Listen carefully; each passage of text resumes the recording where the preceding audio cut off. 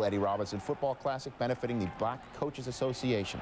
First quarter, Stanley Jackson out of the pocket decides to keep it, and that's a good idea because he is juking and juking his way 41 yards all the way in the end zone. Not such great Wyoming tackling there, and perhaps they should learn from the referee. Mike Jenkins brought down by the ref.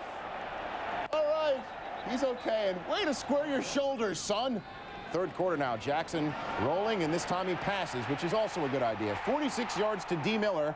Ohio State goes up 24-3, and we go on to win 24-10. So Wyoming, finally a loser in the college football season, scoring a point. The Buckeye defense picked up. First quarter, Volunteers' second possession. Not quite what Manning had in mind. He throws the hanging curveball, and it's picked off by Darwin Brown, but Tech would not score. Then Manning gets going. The fastball, 19 yards, strike to Jermaine Copeland, 7-0 ball. Second quarter, Manning with the touch. The beautiful floater to Marcus Nash, a 23-yard touchdown. 17-3 balls with 21 seconds left in the half. Then Tennessee recovers a pooch kickoff and scores 2 plays later to take a 24-3 halftime lead. Next drive, more of the same. Manning to Nash, 31-3 Tennessee. After Tech fumbles the kickoff, Payton to Andy McCullough. The crossing pattern, McCullough does the rest. Manning 26 of 38 for 310 yards, tying Heath Schuler's school record with 5 touchdown passes, and you see Tennessee win. Legendary giant killer Southern Miss into the swamp. Doug Johnson replacing Heisman Trophy winner Danny Werfel. A little shaky early. His second pass picked up by Patrick Surtain. One of 3 interceptions Johnson would throw. Second quarter, Gators only up 7-0 and Southern Miss driving. But Lee Roberts is picked off by Fred Weary on the tip pass. One of 4 Golden Eagle turnovers, and Southern Miss offensive coordinator Larry Keck, well, he's not happy. Second quarter, still 7-0 Gators. Johnson to Jaquez Green, who makes the great catch for the touchdown. 14-0 Florida at the half. Green would catch 8 balls for 81 yards. Third quarter, 14-0 Florida. 4th and 7, they go for it. Johnson finds Aaron Kinney, who rambles all the way down to the 5. Johnson would score on a quarterback sneak. The Gators cough and sputter, but win it 21-6. Johnson threw for 2 scores and ran for what should be an offensive showdown, and there is Orion Leaf leading the Cougars early, down 14-10. Will drop back and find Nyan Taylor here, 57 yards for the touchdown. They would miss the extra point, but they were up 16-10.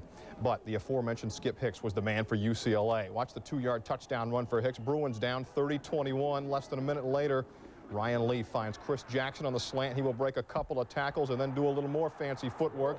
He is going to go all the way, 78 yards for the touchdown.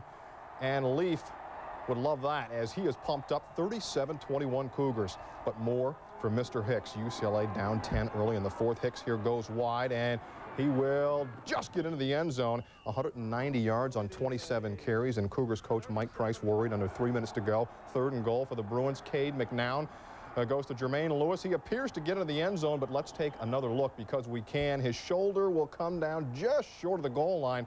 Sets up 4th and goal. So Bob Toledo decides to go for it. And it's Lewis, not Hicks, who comes up short of the end zone. And yes, Washington State and that man, Leon Bender's game-saving tackle on Jermaine Lewis, a yard short of the end. So they went to the Rose Bowl, and he got his hair cut before the season opener. Maybe he wants to go back to Pasadena. Jake Plummer gone, so ASU needs to find the new offensive weapon, and they may have found him in this man. Sophomore J.R. Redmond breaking through the hole, and he's gone. 93 yards for the touchdown run, the 5th longest touchdown run in ASU history.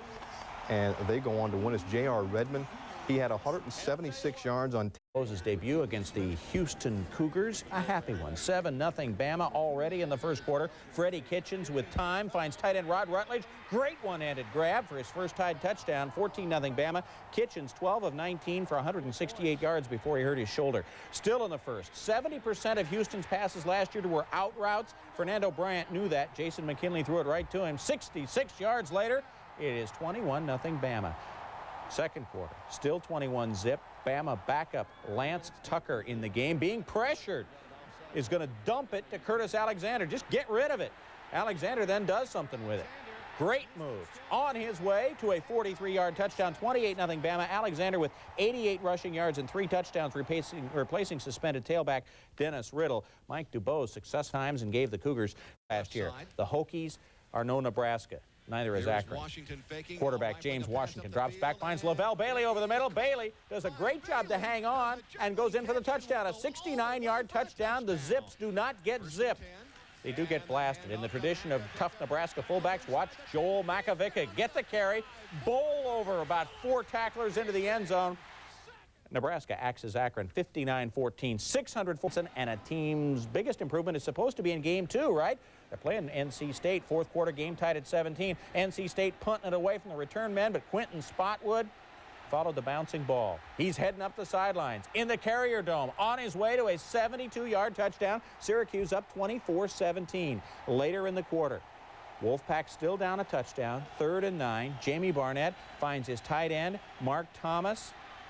There he is for the 9-yard wide-open touchdown, tying it at 24. We're under 1:30 left in regulation. 2nd down and 21 for the Orange. Donovan McNabb finds Spotwood. Watch this catch. 52 yards. Spotwood 6 catches for 155, and he scored twice. That sets up the 3rd and goal with 30 seconds left. D. Brown, maybe a game-winning touchdown. No, the Wolfpack thinks they've recovered the ball. Instead, did Brown lose the ball before he was down? Check out the replay. Brown stripped by Tony Scott. The ball came loose. NC State recovered. Game is headed to overtime. After Syracuse scored to make it 31-24, NC State has the ball on the 1, 2nd and goal. Barnett pitches it back to Tremaine Stevens, who runs it in for the touchdown. State within 1. Mike O'Kane and his Wolfpack are going to go for 2 quickly. Paul Pasqualone wants the timeout to set up the defense. Nobody sees him. Barnett finds a wide-open Torrey Holt, had 5 catches for 125 yards. That's the big one. Wolfpack wins at 32-31. McNabb and the Orangemen stunned. They've lost. Canes visiting Baylor, and with wide receiver Jamie German out, they would keep it on the ground. Sophomore Edgerrin James replacing the injured Daryl McMillan with a strained hamstring. Takes it 23 yards for the touchdown. The Canes up 7-0. Miami's next drive, it's him again. James, 2nd touchdown of the day. He would rush for 120 yards, and Dave Roberts knows his team is in trouble. 3:45 left now. Miami up 38-15, and special teams, they always seem to turn around games. This one was already over, but look at Dwayne Starks in the backfield and then explode through everybody here, and he is gone. Talk about separation. 85 yards for the touchdown, and the Canes roll as Edgerrin James scored on runs of 23, 5, and 37 yards as Miami victimized the NCAA's worst team against the 3rd quarter. Quarterback Al Clark, who was Jim Druckenmiller's backup the past 2 seasons, making his first start, calls his own number and takes it up the sidelines. 80 yards for the touchdown. Tech up 34-7. And Rutgers coach Terry Shea's team in a little bit of trouble early. Rutgers next possession. It's a fumble. And look out, Pearson Prelo will pick it up, and he is going to scamper 43 yards for the touchdown. The Hokies have gotten 21 touchdowns from defense and special teams in their last 40 games. On Saturday, the defense credited with 2 touchdowns. 4 touchdown passes on the day. Anthony White, though, will do most of the work on this one. Watch him grab the catch and then do the rest. Couch had a school record 36 completions as Kentucky wins. Iowa State and Oklahoma State. Nathan Simmons had 2 touchdown runs for the Cowboys, including this 31-yard scamper as Oklahoma State knocks off Iowa State. Now to the Battle of Utah. Utah and Utah State, 4th quarter. We're all tied at 14 when Aggies quarterback Matt Salk scrambles 8 yards for his 2nd touchdown run of the game, and Utah State upsets Utah. Hawaii and Minnesota, and Hawaii led Minnesota 7-3 in the 4th. Gophers quarterback Corey Sauter and Thomas Hammer collide. Chris Shinnick will pick up the fumble and score the touchdown as the Rainbows a win. Now here's a look at some more college football scores from Saturday. Head coaching debut. Nevada, Colorado State, Rams dominant. Damon Washington, 188 yards rushing, 22 on this blast. Washington 3 touchdowns on the day. 3rd quarter, Moses Moreno on top to Jeff Turner, 40 yards for the score. Colorado State wins it 45-13. An emotional day in Starkville, Mississippi. A memorial set up at the locker of Kiefer McGee, who drowned 3 weeks ago. Game comes down to the closing seconds against Memphis. Game tied at 10. Brian Hazelwood, who told the team in the huddle, Kiefer's going to be watching over us, then nails the 53-yard field goal. The career best kick gives the Bulldogs a 13-10.